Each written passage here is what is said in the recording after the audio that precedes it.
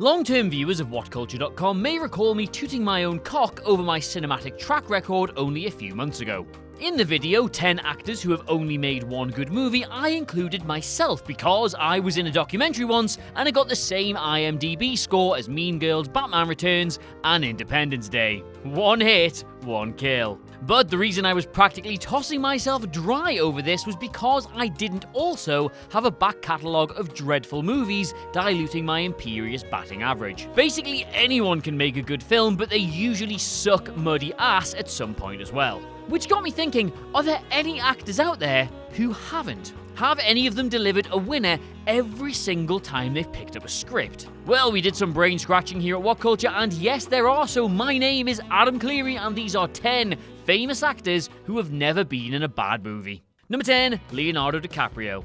Yeah, a lot of these are going to surprise you. You see, even though his earlier career choices pigeonholed him as something of a heartthrob, he's never actually given anything close to a bad performance in the near 30 years he's been working in movies. Earning a Best Supporting Actor Oscar nomination in 1994 at the mere age of 20 proved his early potential. And even when appearing in card-carrying Hollywood tentpoles like James Cameron's Titanic, he's always brought a dynamic watchability to his parts. Since the turn of the century, he's actually been on an incredible run of films. Catch Me If You Can, The Aviator, The Departed, Blood Diamond, Revolutionary Road, Shutter Island, Django Unchained, The Wolf of Wall Street, The Revenant, and most recently, Once Upon a Time in Hollywood. All critically lauded movies which pick him out as one of their best assets. Even the alleged lesser works in between, like Body of Lies, J. Edgar, and The Great Gatsby, have benefited enormously from his presence. Number 9, Tilda Swinton. Mad respect where it is due, please, because across more than 60 feature film roles, Tilda Swinton has carved out a niche for herself as one of cinema's great chameleons, both in terms of the intense physical transformation she goes under and her ability to disappear into a seemingly impossible array of roles. Swinton's bread and butter has always been the art house scene, making her a critical part of the success of Only Lovers Left Alive, Suspiria, and the 400 Wes Anderson films she's been in. Yet she's also proven herself a distinctive fixture in more mainstream fare like Constantine, the Narnia films, Trainwreck, and of course, the MCU. She has such a uniquely compelling presence on screen that she immediately draws the viewer's attention no matter the material. And as the years pass, one suspects she's only going to become a more fascinatingly unpredictable performer. Number 8, Daniel Day-Lewis. There's a strong argument to be made that Daniel Day-Lewis is the greatest living movie actor of our time. A performer of such committed tenacity that he's on a virtually peerless level. Weirdly though, he's only appeared in a total of 20 major releases since making his formal debut in 1982's Gandhi. And yet somehow he has a room for awards in his house that is honestly visible from space. But the weird thing is, even those performances which don't resonate with awards voters have typically proved intensely captivating. Think of The Last of the Mohicans, The Age of Innocence, The Crucible, and The Boxer. In fact, the only real blemish on his filmography is his involvement in Rob Marshall's 2009 musical Bust 9. Even then though, most critics reckoned his performance just about saved the film, and he ended up with a Best Actor Golden Globe nomination regardless. Number 7, John Cazale. Who? Yeah, fair enough, he's not exactly a massive name amongst the typical What Culture demographic of, and let me just double check our analytics here. Ah yes, massive nerds. But just let me read you his resume. The Godfather, The Conversation, The Godfather Part 2, Dog Day Afternoon, The Deer Hunter, The Godfather Part 3. And if you sat there thinking that last one is a bit ropey, then in his defense he'd already died by that point, so there wasn't really much you could do about them using archive footage of him. That aforementioned death of lung cancer at the age of 42 represents an absolutely tragic loss to cinema. But if there is one silver lining, it's that it immortalizes this hot streak in movie legend.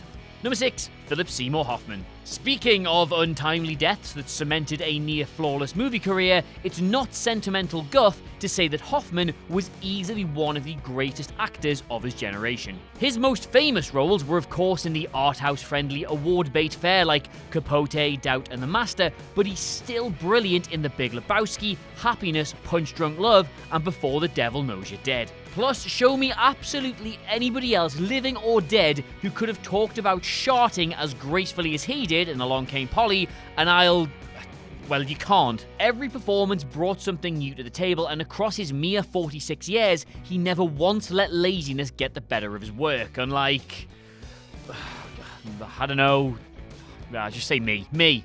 Number 5, Amy Adams. It's very easy to imagine a reality where Amy Adams' career went completely differently, given that she started out in low-rent post-teen films like 2000's Cruel Intentions 2.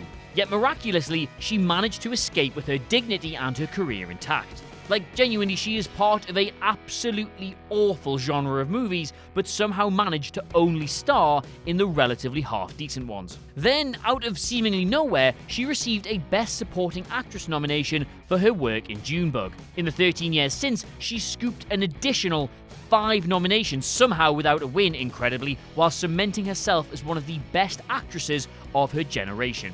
Her filmography is now almost perfectly balanced evenly between blockbusters on the one hand and the presumably more rewarding indie stuff on the other. And I know, someone's gonna pipe up with, but what about Batman vs Superman or Justice League? And, way, come on, the fans at least liked it, and you can't really pin anything that's wrong with either of them on her. Number 4, Roman Reigns. Alright, hear me out. Reigns has starring roles in 2 movies. Most recently, he was The Rock's cousin or friend, pal or something in the Hobbs & Shaw movie, which, as we have discussed at significant length on this channel, absolutely f***ing ruled. His only other real appearance was in the Jetsons and WWE present Robo WrestleMania, which my 8-year-old cousin reliably informs me also absolutely f***ing rules. His words, not mine. Now, you may think I've just chucked this in here as some kind of banter entry, and, well, yes, you would be absolutely right, but that doesn't mean it's not accurate. Roman Reigns is a famous actor, even if his fame isn't in acting, and he's never been in a bad film. What are you gonna do about it? Oh, that's right, absolutely nothing. Number 3, Cate Blanchett. Ah yes, here you are, pretty much the physical embodiment of acting range. She touts the air of a revered 1950s starlet, yet is totally unafraid to roll up her sleeves, get her hands dirty, and change up her style to suit any single role. Since coming to prominence with her Oscar-nominated turn in 1998, Elizabeth Blanchett has tackled mainstream blockbuster fare like The Lord of the Rings and The Curious Case of Benjamin Button, as well of course as indie stuff like Notes on a Scandal and I'm Not There. And yes, I take no pride in admitting that she has ruined all women for me forever with evil goth Cate Blanchett in Thor Ragnarok. Like, my god, where do I get one of those? Thing is, she is such a singular presence in her movies that it's really tough to imagine her ever going off key or just taking the easy route, even when the material isn't exactly fleshed out. She is about as close as you can get to a sure thing in Hollywood these days, and no matter how ropey your script might be, her presence in the film will usually elevate it to more than watchable status. Number 2, Joaquin Phoenix. Yes, that's right, here you are, this is why we've done the list. There is simply no actor on the planet like Joaquin Phoenix, a performer who makes unpredictable and exciting choices every time he goes to bat. It is virtually impossible to look at any one of his performances and call them bad. The thing is, Phoenix is a rare jack of all trades who also manages to be a master of the lot. Having carved out a mighty rep for himself in both mainstream stuff like Gladiator, Signs, and Walk the Line, he really pushed the envelope with The Master, Her, Inherent Vice, and You Were Never Really Here. The Joker could have easily gone either way, being that it tackles some very, very hard to handle topics and draws from a pool of source material that people get very, very precious about. While the film has divided opinion, it's been labelled as a staggering work of cinema pretty much on the back of Phoenix's performance alone. But even before that, comb through his filmography and you won't find a single example of the man dropping the ball or drowning in a sea of otherwise bad material. Number 1, Toni Collette. In case you weren't already convinced, last year's Hereditary confirmed Toni Collette to be one of the most underappreciated actresses active today. A rarest of talents who make a scene captivating no matter the film genre, style or budget. Disgracefully nominated for just a single Oscar throughout her career, for The Sixth Sense no less, Collette has wowed audiences with her turns in Muriel's Wedding, About a Boy and Little Miss Sunshine. Even in the more obvious paycheck roles like the Shaft remake or something as shamelessly trashy as Triple X, she clearly cares about giving a complete performance. Both of these films, I hasten to add, are actually decent, and she's a major reason for that. Collette may have a share of so-so movies to her name, yes, but she's always been able to elevate these 3 or 4 out of 10s into the very least a 6. She is that good. I have no idea when this video will be going out, but if it's before Knives Out drops, I'm willing to bet you that it's really, really, really good, and she shines in an already illustrious cast. So there you have it, those are 10 famous actors who have never been in a bad movie, and wow, yeah, now that you mention it, I could have been number 11. Let us know what you made of it all in the comments below, and of course don't forget to like, share, and subscribe. In the meantime though, thank you so much for watching. I have of course been Adam Cleary, rated 7.4 on IMDb, and I'll see you soon.